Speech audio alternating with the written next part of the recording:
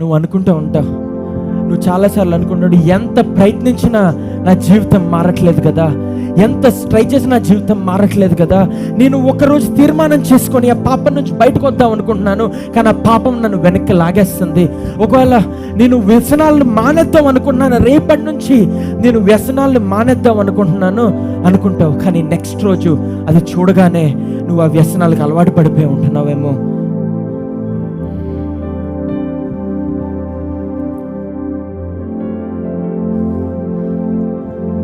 చాలాసార్లు ఇలాగే మనం పాపాలకి కట్టవేయబడ్డామని మనం అనుకుంటూ ఉంటాం. మన జీవితంలో పాపాలకి కట్టవేయబడ్డాం అనుకుంటాం, సెక్షువల్ డిజైర్స్కి మనం కట్టవేయబడ్డాం అనుకుంటాం, లేదా తాగుడికి, చెడు వ్యసనాలకి కట్టవేయబడ్డాం అనుకుంటాం. ఆ పాపం మనల్ని లాగేస్తుంది అని మనం అనుకుంటూ ఉంటాం, లేదా చెడు స్నేహాలకి అలవాటు పడ్డాం, చెడు స్నేహాలు మనం లాగేస్తాయేమో అని మనం అనుకుంటూ ఉంటాం, లేదా నీ సెక్షువల్ డిజైర్స్ నిన్ను లోకంలోకి లాగేస్తున్నాయేమో అని నువ్వు అనుకుంటూ ఉంటావు. నువ్వు ఎంత ప్రయత్నించినా ప్రభువా నాకు సహాయం చేయి ప్రభువా అని నువ్వు వాటిని గట్టిగా పట్టుకొని నువ్వు బయటకు వద్దాం అనుకుంటున్నా, ఒక్కరోజు వాక్యం విని నువ్వు మారుతావేమో, ఒక్కరోజు మారు మనసు పొంది కన్నీటి ప్రార్థన చేసి ఆల్టర్ కాల్కి వస్తావేమో, నెక్స్ట్ రోజు మళ్ళీ నిన్ను వెనక్కి లాగేస్తూ ఉంటాయి. Again you try to come out, మళ్ళీ ఇంకొక మీటింగ్కి వెళ్తావు. ప్రభువా ఈసారి నువ్వు నాతో మాట్లాడిన రీతికే నీకు వందనాలు నాయనా ప్రభువా, ఇంకా నా రేపటి నుంచి నా చెడు వ్యసనాలు మానేస్తాను ప్రభువా, నువ్వు బయటికి రావడానికి ప్రయత్నిస్తూ ఉంటావు. మళ్ళీ ఒక రోజు దాటేటప్పటికి మళ్ళీ నిన్ను లోకంలోకి అవి లాగేస్తూ ఉంటాయి. నువ్వు ఎంత ప్రయత్నించి బయటకు వద్దాం అనుకున్నా సరే, the world will pull you back. మరి ఏం చేయాలండి అని మీరు అనవచ్చు. నా ఆలోచనలు నేను బయటికి తాకూడదని నేను అనుకుంటున్నాను, కానీ నా మనసు నా మాట వినట్లేదండి. నా బూతు మాటలు మాట్లాడకూడదని నేను అనుకుని తీర్మానం చేసుకుంటున్నాను, కానీ నా నాలుక నా కంట్రోల్లో ఉండట్లేదండి. ఆ సెక్షువల్ డిజైర్స్ నాకు వచ్చేస్తున్నాయండి.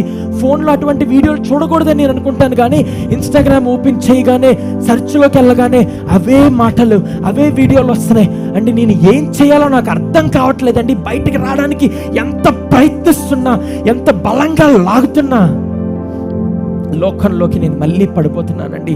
వాట్ డు ఐ డూ అని మీరు అడగచ్చు. అప్పుడు ప్రభువు చెప్తున్నాడు కదా,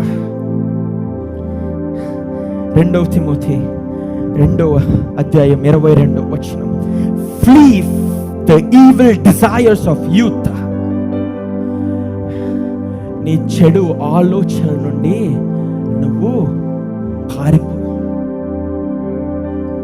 ఏం చెప్తున్నారు మీరు? దేవుడు పోరాడమని చెప్తాడు కదా, పారిపోమని చెప్తున్నారేంటి మీరు అని మీరు అడగచ్చు.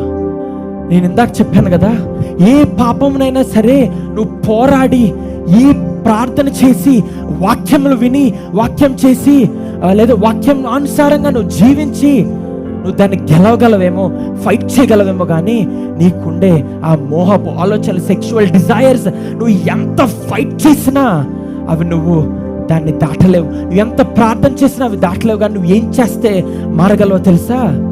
ఏం చేస్తే నువ్వు దాని నుంచి బయటికి రాగలవో తెలుసా? చెప్పమంటారా? ఏం చేస్తే అట్ల నుంచి బయటకు వస్తారో చెప్పమంటారా?